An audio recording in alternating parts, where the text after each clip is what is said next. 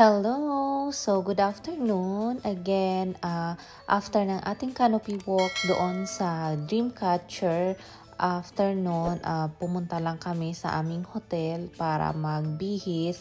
And then, si Kuya, siya din yung driver namin kanina papunta doon sa canopy walk. So, ngayon, itutour naman niya kami papunta sa Leo Beach Resort, which is recommended na maganda yung kanilang sunset doon. So, since hapon na tayo dumating at para hindi masayang yung ating oras, kaya sinamantala na namin dahil free time nga namin ngayong araw. Dahil bukas, mag-a-avail na tayo ng mga tour package. So, ayan, ito yung sign ng Leo. Siyempre, nagpa-picture muna kami and then diretso na kami doon sa may beach mismo.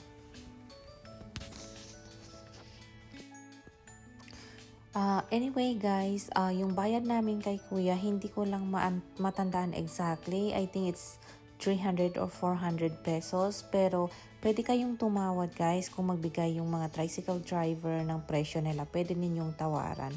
Kasi merong iba talaga nagte-take advantage lalo na sa mga turista. So, ayun, pwede din kayong magtanong sa receptionist sa inyong hotel kung magkano yung pamasahe para meron kayong idea.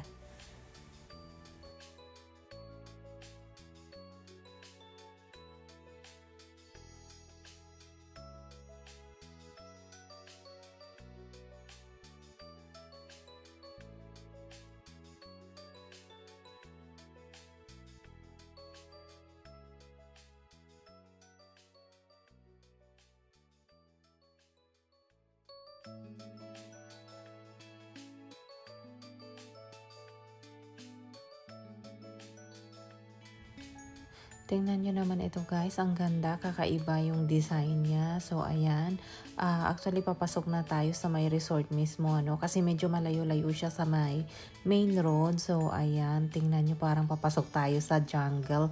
Sobrang ganda ng view dito at saka yung kahoy parang napaikutan ka tapos dumadaan ka sa gitna. So, syempre, tinanong namin si Kuya kung pwede kami mag-stop dito at mag-picture-picture dahil ayaw natin palagpasin yung magandang view dito. So, ayan, picture perfect talaga itong part na ito.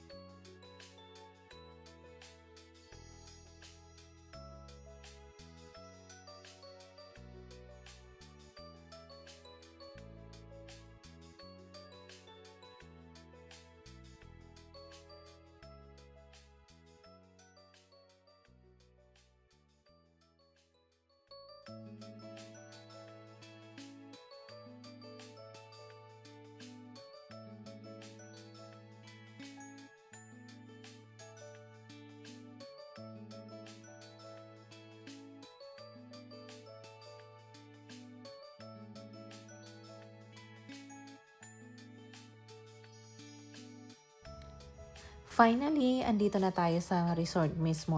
So, maghahanap lang si Kuya ng parking area and then binigyan niya kami ng time kung anong oras kami babalik sa hotel. So, ayan na nga guys. I-enjoy muna natin itong view at yung time natin dito sa resort. Kaya, i-explore natin at maglakad-lakad tayo. Kaso nga lang, parang uulan kaya medyo nakakadismaya. Kaya, ayan, paano kaya natin makita yung sunset ngayon pag-uulan. But anyway, i-explore muna natin at iikutin natin itong resort.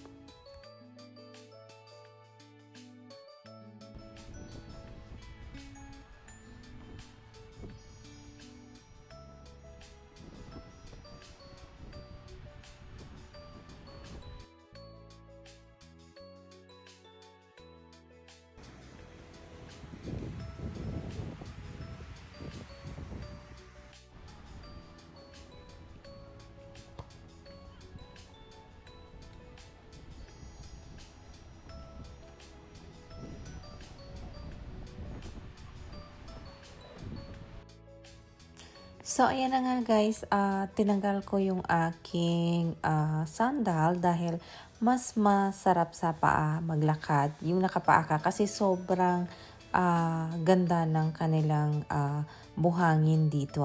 Pinong-pino siya kaya mas masarap maglakad na nakapaa. So, ayan. Actually, umaambon-ambon na, no? Kaya talagang bubuhos na yung ulan. So, hindi na natin i-expect na makikita natin yung sunset. But anyway, kita nyo yung eroplano. Malapit lang dito yung airport mismo.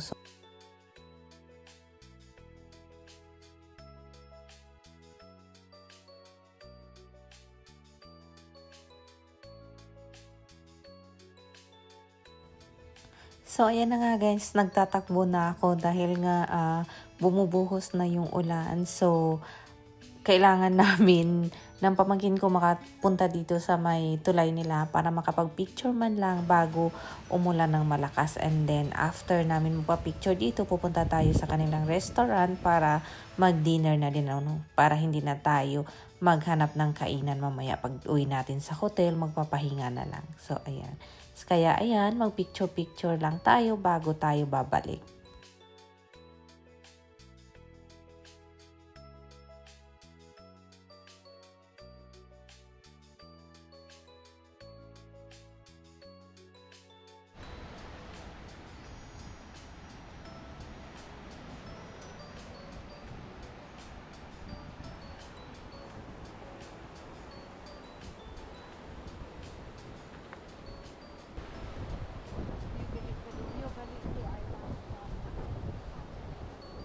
Parang ni harapan ni puti.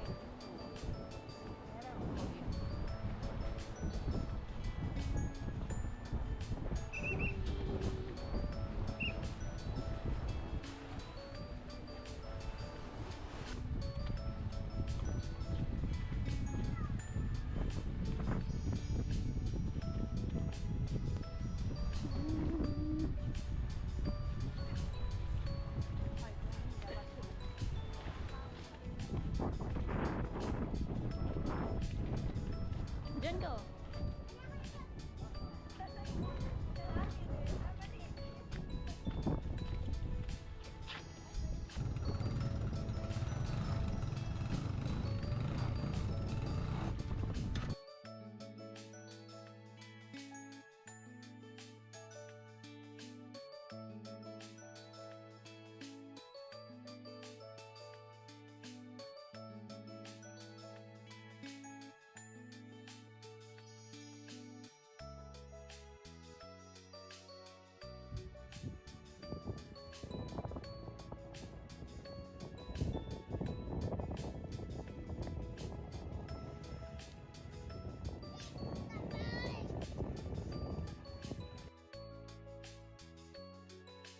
Lakas ng maambon. Kaya sabi maambon kaya magpasilong tao.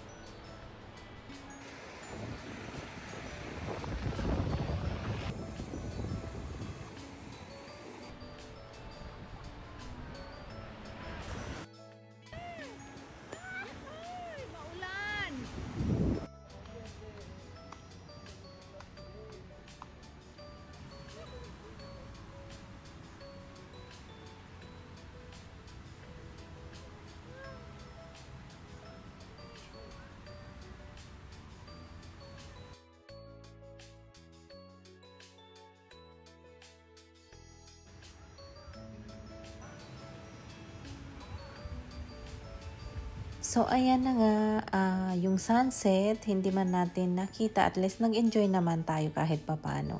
But anyway, andito na tayo sa kanilang restaurant at kakain tayo para sa ating dinner. So, ito yung kanilang mga menu. Yan yung mga pagpipilian. Phil. Yan, order ni Pauline.